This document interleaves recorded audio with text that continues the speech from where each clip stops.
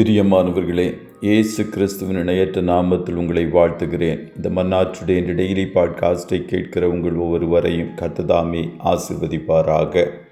கலாத்தியர் 6வது அதிகாரம் 14வது வசனம் இப்படியாய் கூறுகிறது: நானோ நம்முடைய கர்த்தராகிய இயேசு கிறிஸ்துவின் சிலுவையை குறித்தே அல்லாமல் வேறொன்றையும் குறித்து மேன்மை பாராட்டாதிருப்பேனாக.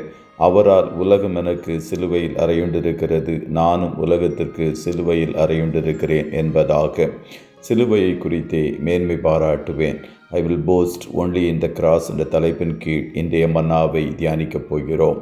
அப்போஸ்தலனாகிய பவுல் சொல்லுகிறான், இயேசு கிறிஸ்துவின் சிலுவையை குறித்தே அல்லாமல் வேறொன்றையும் குறித்து மேன்மை பாராட்டாதிருப்பேனாக.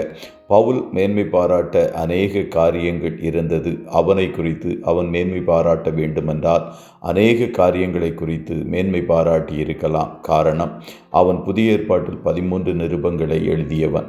அவனை குறித்து பவுல் சொல்லும்போது, நான் யூதன், சிலிசியா நாட்டில் உள்ள தர்சு பட்டணத்திலே பிறந்து இந்த நகரத்திலே கமாலியேலின் பாதத்தருகே வளர்ந்து முன்னோர்களுடைய வேத பிரமாணத்தின்படியே திட்டமாய் போதிக்கப்பட்டு இன்றைய தினம் நீங்கள் எல்லாரும் தேவனை குறித்து வைராக்கியம் உள்ளவர்களாய் இருக்கிறது போல நானும் வைராக்கியம் உள்ளவனாய் இருந்தேன் என்பதாக அப்போஸ்தலர் 22:3 சொல்லுகிறான். கமாலியேலின் பாதத்தருகே இருந்து வேத பிரமாணங்களை கற்று தேர்ந்தவன். அந்நாட்களில் கமாலியேலின் பாதத்திலிருந்து வேதத்தை கற்றுக்கொள்வது என்பது மிகவும் பாக்கியமாக எண்ணுவார்கள்.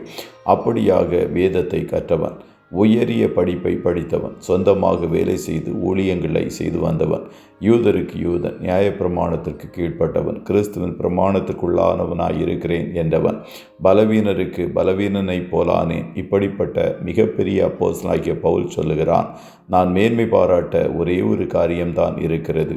அது நம்முடைய கர்த்தராகிய இயேசு கிறிஸ்துவின் சிலுவை. சிலுவையை குறித்து மாத்திரமே நான் மேன்மை பாராட்டுவேன் என்பதாக பவுல் சொல்லுகிறான். இன்றைக்கு நாம் எதை குறித்து மேன்மை பாராட்டுகிறோம்? சிலருக்கு என் பிள்ளை அமெரிக்காவில் படிக்கிறான் என்பதை குறித்து மேன்மை, சிலருக்கு என் பிள்ளை மிகப்பெரிய அதிகாரியாக பணிபுரிகிறான் என்பதில் மேன்மை, சிலருக்கு நான் மிகப்பெரிய கோடீஸ்வரன் என்பதில் மேன்மை, சிலருக்கு நான் மிகப்பெரிய படிப்பை படித்து அநேக பட்டங்களை வைத்திருக்கிறேன் என்பதை சொல்லிக் கொள்வதில் மேன்மை, சிலருக்கு என் அப்பா மிகப்பெரிய அரசியல்வாதி என்பதை சொல்லிக் கொள்வதில் மேன்மை, சில ஊழியக்காரர்களுக்கு நான் பல வெளிநாடுகளுக்கு பயணம் செய்திருக்கிறேன் என்று சொல்லிக் கொள்வதில் மேன்மை, சிலருக்கு எனக்கு மிகப்பெரிய பண்ணை, வீடு, நிலம் உண்டு என்று சொல்லிக் கொள்வதில் மேன்மை, சிலருக்கு எனக்கு அநேக பாஷைகள் தெரியும் என்று சொல்லிக் கொள்வதில் மேன்மை. இப்படியாக அநேக காரியங்களை சொல்லிக்கொண்டே போகலாம்.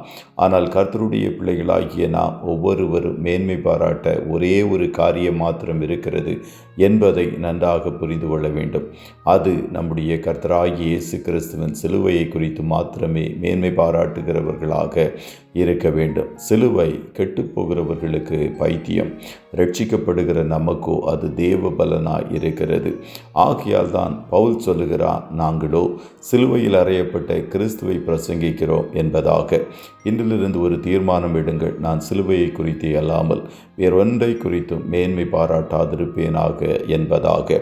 கர்த்தர் உங்கள் ஒவ்வொருவரையும் ஆசீர்வதிப்பாராக. ஜெபம் செய்வோமா? நல்ல தகப்பனை, உம்மை நன்றியோடு துதிக்கிறோம். இந்த மன்னாற்றுடைய டெய்லி பாட்காஸ்டை கேட்கிற உடைய பிள்ளைகள் ஒவ்வொருவரையும் கர்த்தர் ஆசீர்வதிப்பீராக. அப்பா, உம்முடைய பிள்ளைகளாகிய நாங்கள் அப்போஸ்தலனாகிய பவுலை போல சிலுவையை குறித்து மேன்மை பாராட்ட கர்த்தருக்கு நீர் உதவி செய்வீராக. சிலுவையை குறித்து தியானிக்கிற இந்த நாட்களில் இன்னும் அதிகமாய் சிலுவையின் அன்பை புரிந்து கொள்ளவும், உம்முடைய தியாகத்தை புரிந்து கொள்ளவும் கர்த்தர் எங்களுக்கு கிருபை தாரும் என்று சொல்லி ஜெபிக்கிறோம். இன்றைய தினம் உம்முடைய பிள்ளைகள் கையிடுகிற வேலைகளை ஆசீர்வதியும், போக்கிலும் வரத்திலும் உடனிரும், கண்ணின் மணி போல காத்துருளும். நன்மையானவைகளை பேசுகிற இயேசுவின் இரத்தத்திற்குள்ளாய் ஒவ்வொருவரையும் கொடுத்து வாழ்த்தி ஜெபிக்கிறோம் நல்ல பிதாவே. ஆமென்.